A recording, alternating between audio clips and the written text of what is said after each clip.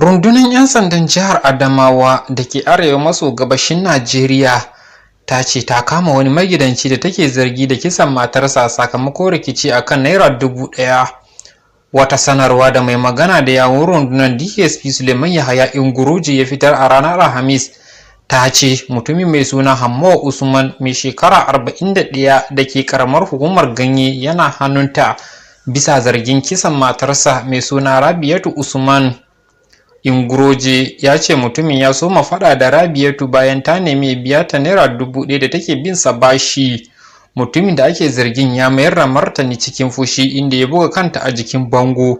Hakan ya sa ta faɗi a sume inda aka garzaya da ita asibiti kuma a nan rai yayi halinsa.